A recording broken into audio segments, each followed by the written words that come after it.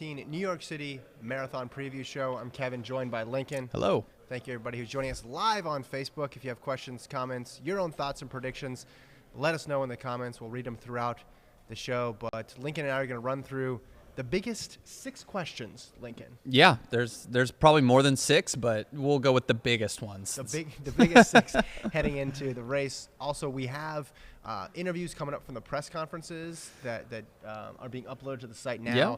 Also, there's a 5K this weekend with some very big names. Huge names, If you're interested in Chalimo, Centrowitz, etc., you can check all those out on the site right now. But overall, Lincoln, before we jump into the 6 questions, your top line for this race. Obviously, as an American myself, Saline Flanagan coming back defending her title, and then you have Des Linden coming back after winning Boston. That's kind of the main storyline, is to look at, to try to predict what they're going to do. Obviously, it's tough when you have top-level East Africans in a major marathon. It's always tough to pick an American to win, and I know that probably neither of us are going to do that, but it's just exciting. That's the big storyline for me, is what are those 2 ladies going to do coming back after huge, huge wins? Mm-hmm. So let's jump into this first question here. Who is the favorite in the women's race? Who is the favorite in the women's race? Who you got, Lincoln? Well, I'm going to pick somebody who has a lot of experience at this race. She's run it 6 times and never finished outside the top 3. Last year's runner-up, Mary Katani of Kenya, of course. Again, she's run it 6 times. Really hasn't had a horrible day. Hasn't ever dropped out. We know how tough this course is. She's always been in the top 3. She won in 2016. She's kind of had a couple so-so marathons. The last couple, she was second to Shalane in 2017 and then just 5th at London. So I feel like she's due. I know that's not really a concept that always plays out. Being due is not really, but you know, 3rd time's a charm. She of course ran that 2:17:01 in London in 2017. PRs don't really matter on this course, as that's shown, but I really like her experience on this course and the fact that I don't think she's going to have 3 so-so marathons in a row. Yeah, I'm going with Vivian Chariot. Mm-hmm. I mean, it's weird to pick against somebody who's 3-peated on this race before. Vivian Chariot's a bit younger and a bit hotter right now. Mm-hmm. I mean, she's just coming off the 2:18:31 in London, the big run there. This will only be the 4th marathon of her career, so more of an upside for her, I think, than Mary Katani. And look, in London, she did something very smart that I think is going to help her in New York. A lot of times you think, well, London and New York, they don't really have much in common.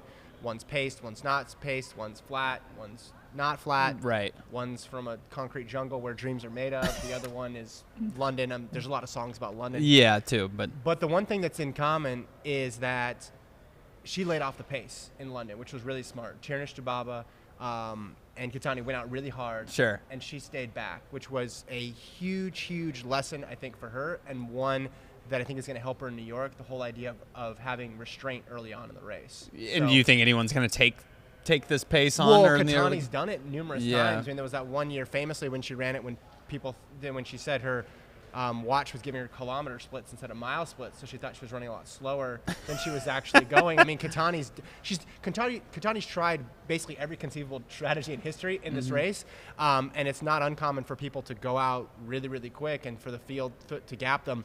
For Chariot doesn't need to do that. She's good enough to win it on her own. I have her as the favorite. Yeah. I think she's going to win. But what do you think the likelihood that somebody aside from those 2 wins? I mean, pretty small. I think those 2 have I'd say 68% chance. Whoa, okay. Of winning. Yeah.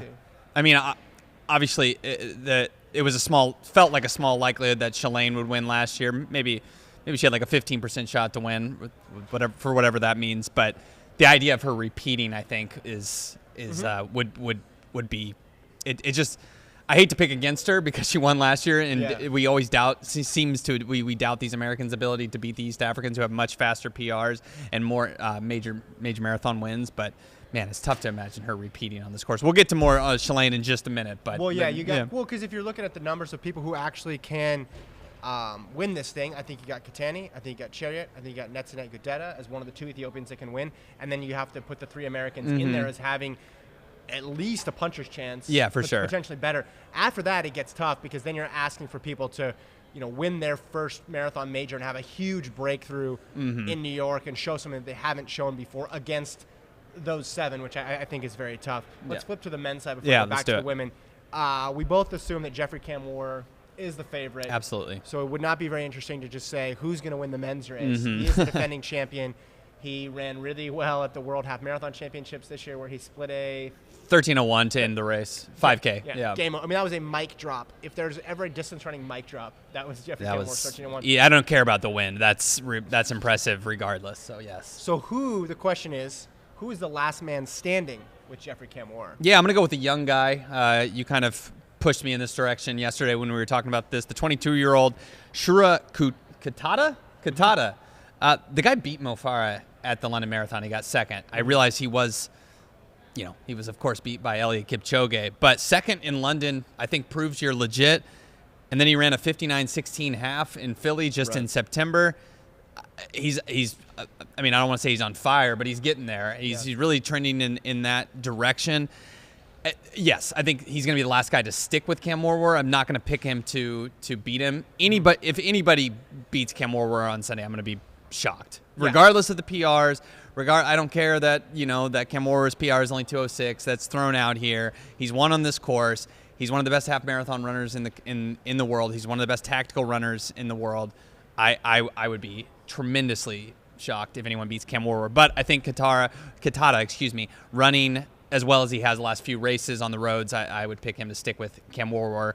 Maybe past the 40-kilometer mark, but after that, it's going to be Cam Warwer's show, I think. Yeah. So I have Kitata as well. Yeah. I think that's a safe pick. I think he's the best of the other guys. All the other guys have questions, right? Daniel Andrew, London champ 2 years ago, but hasn't run as well since. Tola, his PR comes from Dubai. You got to take those with a grain of salt. Sorry. Yeah. Lilisa DeCisa, a lot of DNFs. I mean, he's won big races before, but everybody has questions. So I think the guy that you're most confident in, just because he's done it more recently, would be Katada. That being said, I mean, if he drops out halfway, that wouldn't surprise me either, because this race is so brutal. I think Cam Warrer's best competition, and this is cheesy to say, is himself, right? Yeah. And I think the only guy really that can beat Cam Warrer is if he makes some sort of tactical blunder, or if he's had some sort of hiccup in his preparation that we don't yet know about it. He just got an Instagram good wishes, good luck from none other than the world record holder Eliud Kipchoge. A picture of them running together, and he said, "You got this, bro." Yeah, literally, we got this, bro. So if Kipchoge says he's got this, defending champion, one of the fastest half marathoners, arguably the best half marathon runner in the world. That doesn't matter. They're running a full marathon here, but I just would be shocked for Cam Warwer. Not a guy that is known for dropping out. I feel confident. Another name to watch, Festus Talam, only 24, has been running minor marathons. You could say Eindhoven has been where he's buttered his bread. So keep an eye on him. We got a comment here from Leon on Facebook, and we encourage everybody to chime in with your picks, your predictions on what's going to be an awesome race on Sunday. He says top picks for American men. That's where we're going next. Yes. Actually, we're going to start with women, though. The third and fourth questions, how many American women will finish in the top 5, and how many American men will finish in the top 5? Let's start with the women. How many do you have in the top 5? I guess I see I didn't fill in my answer here. I'm going to go with 2, Wing though. it. You're a professional. Yeah, I'm going to go with 2, and I think it will be Shalane in 3rd and then Desi in 4th. Ooh, interesting. Okay. Shalane, again, defending champion. I don't think she's going to have too much of an off day here. And Desi, I like her trajectory. I like her momentum. And 4th is probably not what she wants. She's a major marathon champion, just the same as Flanagan, so obviously she wants the win. But Desi doesn't have bad marathons typically either, so I feel confident. Even though she hasn't run this race, I believe, in 4 years, I like her here to be a top 5 finisher. I'm saying 3 American women, the 3 we mentioned, and I think the top American woman is going to be Molly Huddle in 3rd, and then we're going to have Shalane in 4th, and then Desi in 5th. I know I'm doing the whole underestimating Desi thing, as I've probably done her whole career. And it's not a knock on her. It's more of a credit to the other 2 women. I like the fact, this is only Huddle's 3rd marathon that she started. Right. Yeah, Boston, for her, obviously was a wash, as it was for literally many people. Yeah, literally. It was so wet, you washed your clothes during the race. I like her to make a big jump up to kind of into that area. And I think she could be someone who's with Chariot late in the race. I like Gudetta to get 2nd. I actually have Katani not in that top 5, which goodness. I know it's a. Well, you have to give a reason for that. What's the? Well, something crazy always happens in New York, right? Like, you can never really pencil anything in for sure. And I understand there's a good chance that Mary Katani wins this race. But yeah, I mean, she's trending sort of in the other direction, and I think the field is sort of stacked 1 through 7 to where if she goes out aggressively and makes a bid for the win, which she's going to do, I don't think at this point in Mary Keitany's career she's very interested in getting second or third. Like, to her, it's about wins. So I think for sure. she'll take more risks, and I could see the Americans kind of moving by her in those latter miles. Okay. That's a good point. I like. Comment here from Greg before we move on to the men. Yeah, are you excited to see Desi's new wheels at the end of the race? Absolutely. What does that mean exactly? Well, what does that mean is now she's being coached by Michigan State coach and her college coach, Walt Drenth. And he has prescribed a lot more speed than she's ever had. Okay. Since she's been a professional runner. She mentioned how she was, he was running, or she got a workout with like 3x400, 3x500, and she was wondering if there was a 0 missing at the end. Yeah. Because she was used to doing much longer reps. Yeah, that's one of the many fascinating things to watch, just the difference in training. And just overall, her first marathon under Walt Drenth and away from the Hansons. Obviously, the Hansons, she had a ton of success with them. She won Boston while being coached by them, so left them, and there were some questions about why she did that. But how she does here, I think obviously you can't judge a move after one race, but that I will be interested, very interested. Thanks for the question, Greg. We do have another one while we're on the American women. How about Ali El Rudo Pena Gordillo? I think he was referring to obviously Ali Kiefer. I see her in the 6 to 10 range. Yeah, she was 5th last year. Fantastic race. Really put herself on the map there. What did she? Do we remember what she ran to? I never remember New York City Marathon times. They're pretty irrelevant. And it's really not important. You know, each race. You know, there's no rabbits in the men's race or women's race. So each race sort of takes a life on of its own. I will say, you know, last year, you know, obviously you had Shalane up front, but you didn't have Molly and Desi there as well too, adding a little bit of depth. And in general, I mean, the American elites, as we saw in Boston, less likely to drop out. Yeah, for sure. So if you have a strong American field, I think that makes the race as a whole a lot deeper. So let's get back to Leon's question here. Top American men pick. So how many American men will finish in the top 5? We both have one. We have 2 different guys. Yeah. What do you have? I like the young guy from Hoka NAZ Elite, Scott Bauble. Coming back, this is his 2nd marathon. His last one was a year ago it was in Europe. I forget exactly where it was, but he ran 2:12, a really, really solid debut. This guy's a grinder. He's tough. He's had I would say already a pro career that many wouldn't have expected him to be this successful. I think he ran pretty well in a half earlier this year. This just seems like a course that suits him.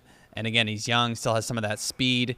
I know he has never run this course before, but I like it. There's also Chris Derrick in here, Abdi. I won't rain on your parade here. I'm sure you have other guys that you're looking at. But there's a lot of sleeper Americans in this field. Yeah, and you got the Battle of the Scots there because they finished within 1 place of each other when they ran that marathon, the 2 teammates, overseas.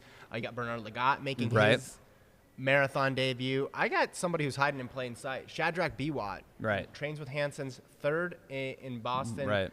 In the spring. Okay, you're like, well, there was a deluge that doesn't count. Well, 4th the year before, and then 2 years ago in New York City was 5th. This guy is always overlooked. Yeah, and really I is. think he's sort of like Jason Hartman from a couple of years ago, who like very quietly piled up some really impressive results in the American marathons. I think Biwott's going to be the top American. I have him in 5th, and then after that, you're right. There's a lot of guys sort of jockeying for position heading into the trials. The trials. Yeah, I mean, Chris Derrick, he's running his 2nd marathon of his career. He ran pretty well in the New York City half. Really, how big of a deal that is can be debated for forever. But I thought he had a pretty solid debut a year ago to run 2:12 in Chicago. And again, he's run well in New York City in the past in the half marathon. He's a guy certainly to watch out for. I mean, we think of Chris Derrick, he's got a 13:0 5K PR. He's dealt with some injuries, but it feels like the marathon's really meant for him. I feel like Biwott's a good pick. On my part, Fauble's a little bit more of a wild card pick. Like, I wouldn't be surprised because he's super tough. And he kind of strikes me as one of those fearless guys. I don't know. We could debate the merits of being fearless or having fear. I don't know if Bernard Lagat being in year 22 of his running career, if he has any fear left at all. But yeah, it's we'll see. Well, it's interesting because if you go just on who has the highest ceiling, you probably would say Chris Derrick, just because of that 5,000 meter PR and his success in the 10,000. El Rudo says 229 was last year top Kiefer's. 5. Yeah. So yeah.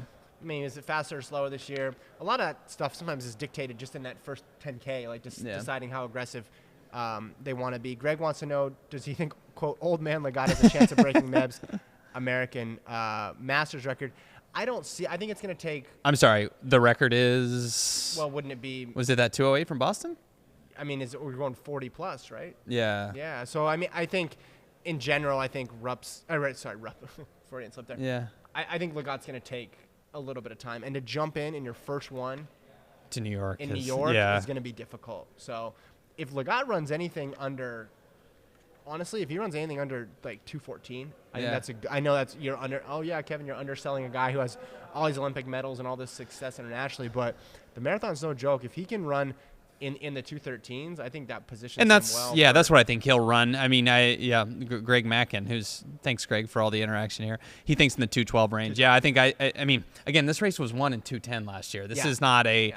We're not even in Boston on a good day. I mean, it's really hard. I mean, what's the course record here? 2:07. Well, Jeffrey Monte, Jeffrey Monte went crazy and ran 2:05 one. Yeah, okay. He made it seem like a flat course. But what you could see is everybody's slow and together until like Fifth Avenue, and then this huge injection of pace. Which, if you're in your first marathon, I don't think that's the type of race you want to run. But that gets sort of forced on you because you want to run with the pack, you want to run with somebody, and they're going slower than your goal pace for the first half. But then right away, then Jeffrey Kamworor is going to drop some 14, 15 split. The whole thing breaks open. I mean, we've seen that time and time again in New York. So even though the pace goes out slow, it's not an easy road for anybody. No. Over 26 miles. So question number 4. Thanks to Greg for that one. Question 4 here for you, Lincoln. Actually 5. How will this race alter the 2020 Olympic trials projections? Who will move up, down, or stay put?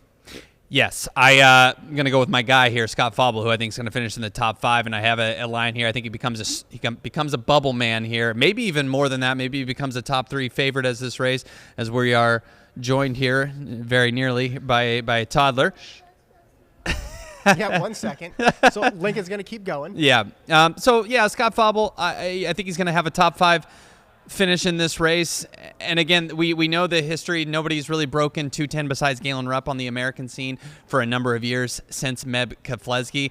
We're not going to get a sub 210 performance out of an American on Sunday, but I think a top 5 finish for Bauble in a grinder's type of a race. That's the type of guy he is. I think it's going to show that he is ready to contend in 2020. Again, that 2020 race is coming up in the early part of 2020 to get ready for those Olympic Games. So I've got to think that a good race here will really set the momentum right for him going in just about a year and 3 months later, coming into those trials. So Kevin, I picked Scott Bauble. I'm back. Yeah, you're back. What do you think a performance here will do for the trials? So yeah, I broke it into 2, men and women. Okay. So I think the men's field, everything's going to stay put. Yeah. I think we're going to get a lot of inconclusive results. Somebody like Bauble, somebody like Biwat will run well, but I don't think it's going to be enough to be like, oh, that person's like a sure number 2 behind Galen Rupp. Well, unless I feel like and somebody we haven't mentioned yet, Jared Ward, in case he has a really good race. I mean, the guy was 6th in the Olympics. Right. So then we harken back to 2016 Jared Ward. But I don't think that we're going to get anything that definitive. Yeah. Like, I don't think we're going to get Jared Ward finishing like 3rd or 4th. He may be the top American, but it won't be enough to say, okay, we have a clear number 2 in the way that Legat is that clear number 1. Okay. On the women's side, I think Huddle's going to move up. Okay. I think Huddle, because like I said, she's getting 3rd. Take it to the bank. Yeah. I said it right here. I think Huddle's going to move up and move into that.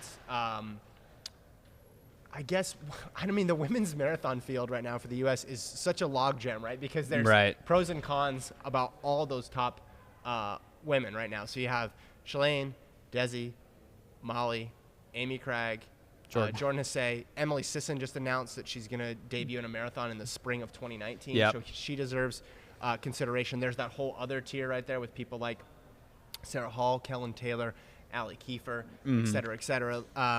Stephanie Bruce, like there's that whole other group there. So I mean, Kara Goucher, Right. you really can't count her out based on her experience if she goes through to 2020. But I think Huddle will inch her way up. Okay. Like if we're doing probabilities, she would move closer to, 50%. Yeah, I mean she's had so much success on the roads Yeah. that it's hard to imagine. And again, she was third in New York a couple years ago, and as we know, about this close to a medal in the 10,000 in 2015. That's not really relevant here, but just shows all her success. So many U.S. titles. I agree. A good race for her will definitely put her in the top 3 solidly. I would say in the top. Well, can't be solidly in this top 3 because really anyone could have an off day and not finish. I mean, Galen Rupp, for example, in the men's race could have an off day and definitely finish top 3 still. Yeah, in the but he's trials. the only one. Yeah. On the women's side, that doesn't seem to exist. We were talking Yeah. about Flanagan yesterday, and how it was interesting because she was saying before last year's New York City Marathon, she was close to retirement. So now we're at this year's New York City Marathon, Yeah. 2018. The 2020 Olympic trials aren't that far away. That's what I You was said saying. Yeah. 15 months. So Yeah. it's like it sticks around this long. Desi's never said anything about retiring, so I don't think she's going to No. pass on it. Amy Craig hasn't either. Jordan Hasay, if she gets healthy, yeah. I mean, she's obviously not retiring, but if she gets healthy, then she's as close as you can get, I think, to someone you're feeling like sure of for a top 3 just because of her youth. And then, like, from there, you have the wild cards, right? Then you have people who have the potential to pop in there. So the women's race is going to be fascinating. I don't know if we'll get anything for sure other than I think Huddle is going to assert herself more as a marathoner on Sunday. Yeah, I mean, she's built for it. She seems just perfectly suited for it. And just, again, this is only number 3. And you can almost say this is only number 2. Right. Because legitimately, you could almost say this is like her first real big one, because in 2016 she was coming off the Olympic Games on the track. In 2018 in Boston, she ran in the gale force winds. Yeah. And Yes. it had what did she have, like a root canal she had or something? Yes. Yeah. And I mean, The so next- it's just the next day she a was bunch of just crazy circumstances for Molly Huddle. This feels like a really big one, and you're right. I don't think we should be surprised at all if all of a sudden Molly Huddle's one of the top 3 American marathoners. Right. Okay. Last question. Yes. Final one. You get to pick one person to finish in one place. Not first, Yeah. though. So you can't say, oh, I picked Jeffrey Camelora first. Like, who are you most confident is going to finish in a certain place on Sunday? Sure. Yeah, we were talking yesterday. We could have just picked some people to DNF. That's always an easy game, right? But I have Saline Flanagan in 3rd. Coming back, I don't think she's going to repeat the heroic win last year. No F-Yaz coming down the straightaway, down the finish chute. But 3rd place, I feel really confident of. She's going to want to have a good marathon. Coming back, of course she's going to want to, but she's going to be ready to have a good marathon. Coming back after Boston, after that tough day, and then obviously as the defending champion here, she is as experienced as they come on the women's side in the marathon. And 3rd place, I don't think she's finishing outside that. That's a good pick. Yeah. I almost want to say I'm really confident in my Huddle for 3rd pick, which I am. But I'll go my BWAP pick 5th. I feel like that's a good slot for him. He's got the track record in major marathons, and I think because the pace is going to be a bit quirky, some of those favorites that we talked about before, some of the people like Tola and DeCisa, might sort of go by the wayside a little bit. It may not be those 2 particularly, but you get it. Like top generic, crazy fast PR, but won't like the pace or something with the hills. It's just too much history of guys with crazy fast Dubai PRs not running well at I don't know, technical courses. So, yeah. Exactly. All right. So that's the show. Like I said, we're going to have coverage from New York City. There'll be a live updates going on. Correct. From New York City. And then afterwards, there'll be post-race interviews aplenty. And then we'll dissect it all next week. There you go. It's one of my favorite races of the year. Oh, it's great. Great way to head into the Thanksgiving season in the major marathon season. I'm excited. This is going to be great. Cool. All right. Well, thanks everybody for tuning in. We'll talk to you guys soon. Thanks.